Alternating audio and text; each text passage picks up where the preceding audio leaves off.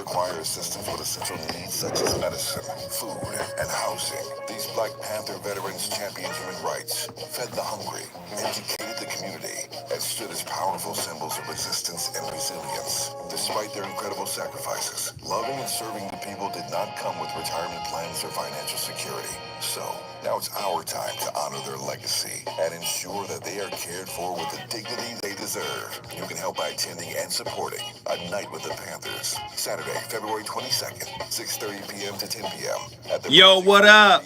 Center, 6841 Crenshaw Boulevard, Los Angeles. The voice of reason is in here. Contact blackpantherpartybreakfast@gmail.com or call 707-554-2784. That's blackpantherpartybreakfast@gmail.com or call 707-554-2784. The voice of reason is in the building. From KBLA Talk 1580. At KBLA Talk 1580, we've got your black.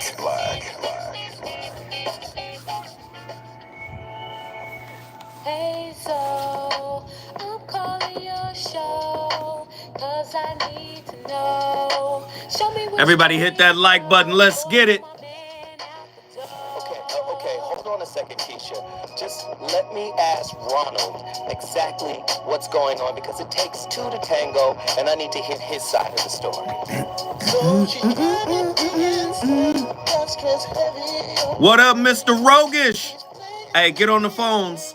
I want to talk to people early and often. Let's get it.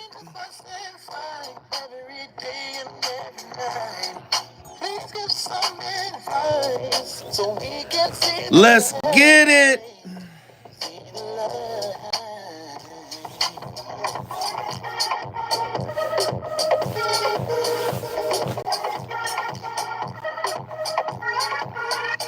Herschel, what up? What up, chat? Everybody hit that like button. Let's go.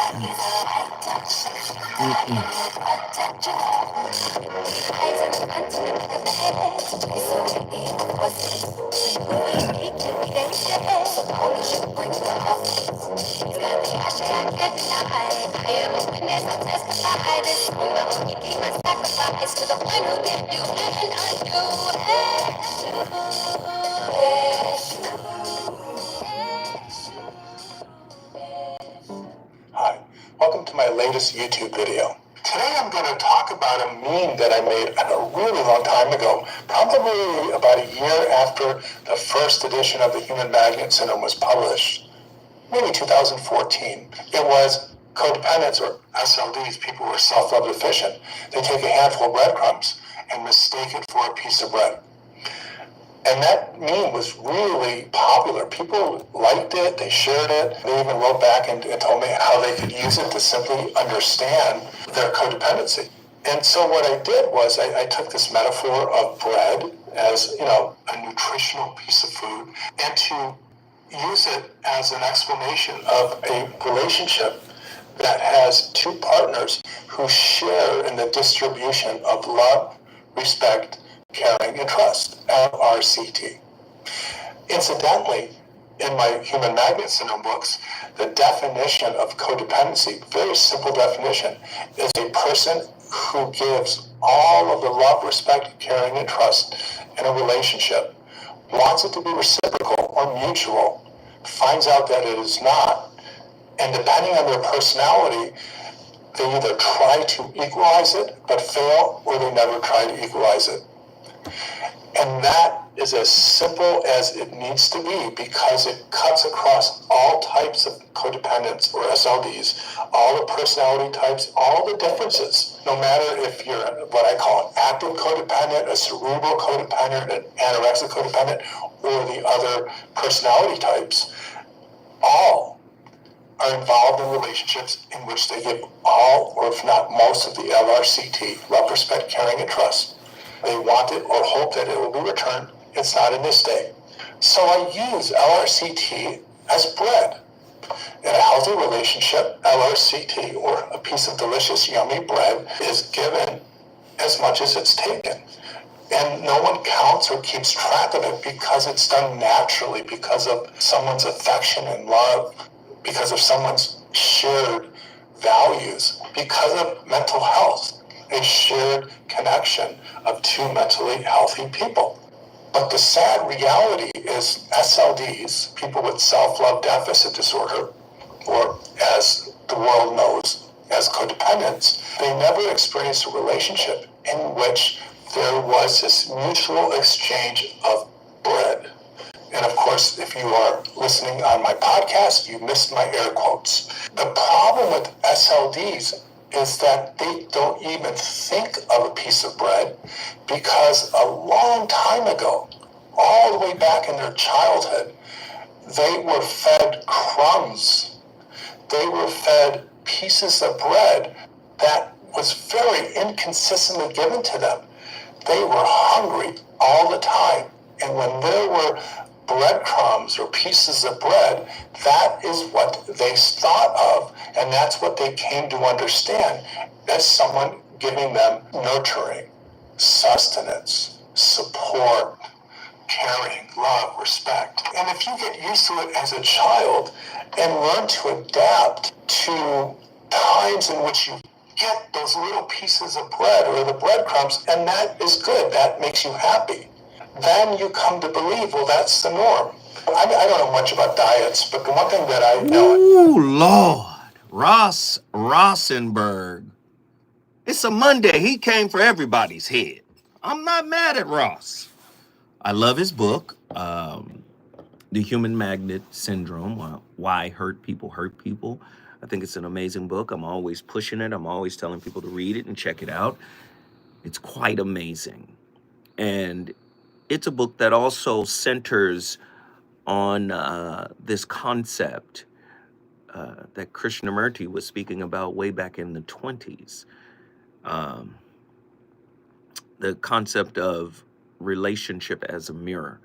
So we've talked about the mirror relationship effect in an interpersonal sense, but we can also talk about it in an intrapersonal sense, the relationship with oneself. Now, again, as he outlined, a lot of this stuff happens in childhood. And then he says, if you adapt to it, you tend to think that that is your normal. So imagine if you were breadcrumbed by your first most significant relationship with your primary caregiver, i.e. your mother or father. Oftentimes it's just your mother.